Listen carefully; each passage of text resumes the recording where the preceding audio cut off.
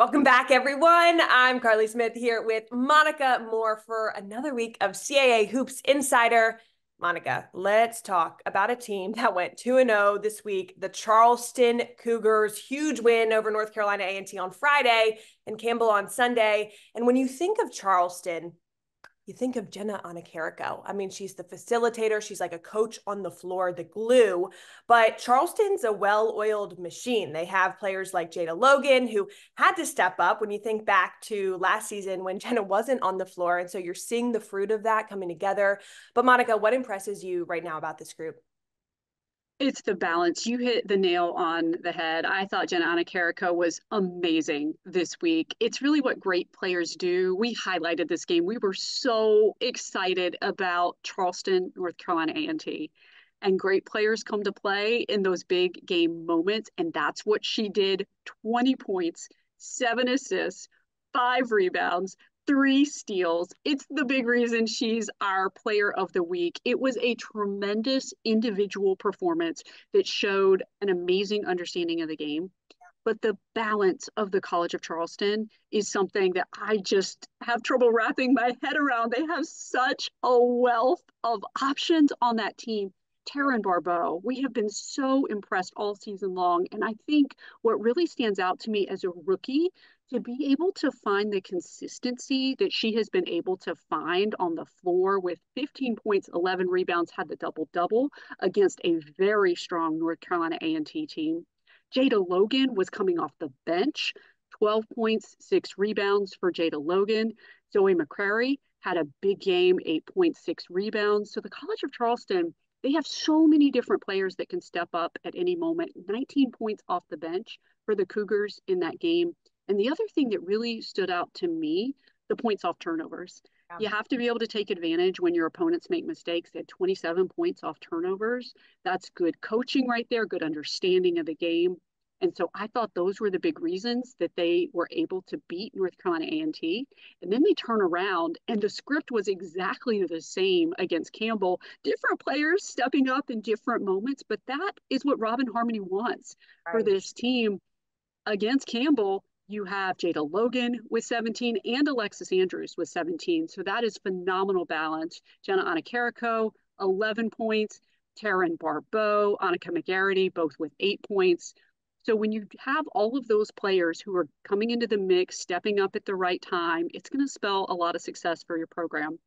But I do want to talk a little bit about our CAA Player of the Week. If people watch the Women's College Basketball Insider, they know I'm a big fan We of are. Jenna Anacarico. I think she is amazing, and she hit a massive career milestone this week. I love the players that dish the ball, that set their teammates up for success, that are so unselfish. She became the program leader this week in assists, 594. And remember, she was out last season, she was injured, and she has really come back this year and been tremendous. She also holds the single game record of 14. Just one of the many reasons that we are so impressed with everything that she does. Yeah.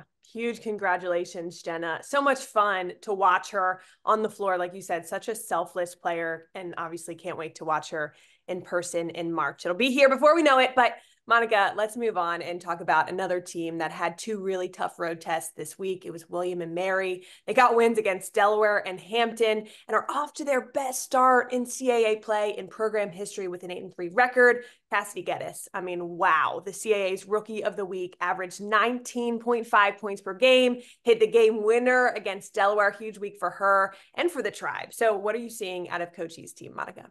Well, first of all, about Coach's team, it's really interesting because last year at this time, remember, we were saying very similar things. William and Mary was starting to catch fire. They were making a lot of waves in conference play. We were so impressed. But what's so interesting to me is Erin Dickerson Davis has a very different roster this year than what she had last year. She had a lot of players graduate out of that program. When you think about the Riley Caseys, the Sydney Wagners, the Brie Bellamy's, they're not there anymore. And she has brought in different players, but the result is the same for William and Mary because you talked about it. Cassidy Geddes, I'll get to her in a minute, but I want to start with Nyla Young. I've been a fan for a very long time of Nyla Young, but she has come into this William and Mary program And I think that she has been tremendous. And if you look at the Delaware game, the Tribe did themselves a lot of favors because they jumped out to a quick start. Nyla Young scored their first 8 points, and 14 of her 16 were in the first half of the game. She set the tone for William and Mary in that contest. And then Cassidy Geddes, she took over and started carrying the load for William and Mary. 15 of her 20 were in the second half. So when you have different players that can play off of each other, when the defense responds in one way, another player can step up. That's huge. And Anahili Cauley, I thought, was also tremendous in that game. She had 10 points, team high 7 rebounds for William and Mary. So it's just like what we were talking about with Charleston. They have lots of different players that can step up. And they followed that up with a tremendous win over Hampton, which further exemplifies the point because Cassidy Geddes was huge and Nyla Young was huge against her old team. And you can't take that away from those players. But what about the bench production for William and Mary in that game? Monet Dance came in, had 8 big points. Kate Carlson was tremendous off the bench for William and Mary. And so Erin Dickerson Davis, she brings in these new players. They play in her system. They buy into what she's doing. And the one thing that remains the same is the success for William and Mary. And I know you and I both want to congratulate her, fastest coach in program history to 20 conference wins. I think we are unsurprised that that is happening for Erin Dickerson Davis. Fastest coach to get to 30 wins in program history since 1929. That's almost 100 years ago, which is hard to believe. If my math is correct, I think it is. It's almost 100 years ago. She's doing big things over at William and Mary, and it's really exciting. Oh my gosh. I will always forever trust your math, Monika. But oh, congrats, Coach. Coach E, what an outstanding person. Oh, she just cares so much about her players. Love always chatting with her. And just to see the fruit of that labor coming to fruition quickly is so encouraging and fun to watch for us as well. Okay, another team that's really encouraging to watch. Let's talk about them. Stony Brook, still atop the standings, right there with the Aggies at 9-2. They had a pretty dominant week of play. You look ahead in the Seawolves will face Hofstra, who Hofstra just put together a really nice win against Towson last week. And then the Seawolves play Elon on Sunday. So we know this about CAA women's basketball. There are no favorites. Anyone can win on any given night. But what are you looking forward to seeing this week from the Seawolves and their opponents, but also from a few others around the league?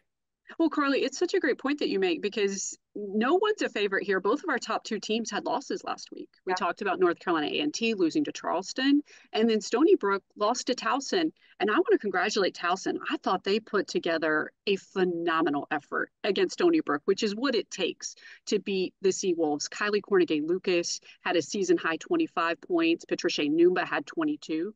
What I loved about what Towson did in that game is they made their free throws. In overtime, they were 8 of 8 from the line. They were tremendous at the free throw line all day long. It's really the type of team effort that it takes to beat Stony Brook. But Stony Brook is a total team.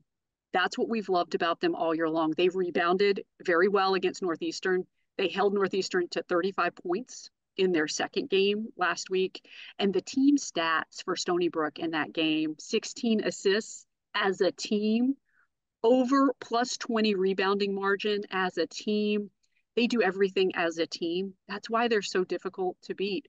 But again, as you said, anything can happen in this league. So we have our eyes on Stony Brook and what they're going to do next week. I think the game I'm most excited about is probably North Carolina A&T Monmouth.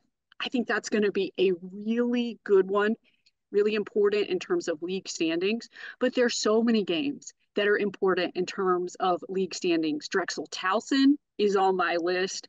Monmouth Campbell is on my list. Northeastern Elon is on my list. And the list goes on because we are 4 weeks from the tournament. And so I want to watch everything coming up this week.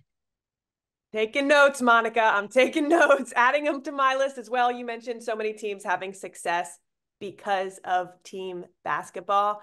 So thankful to have you on our team, Monika. Here we go. Another week of CAA women's basketball. Thanks for watching, everybody. See you next week.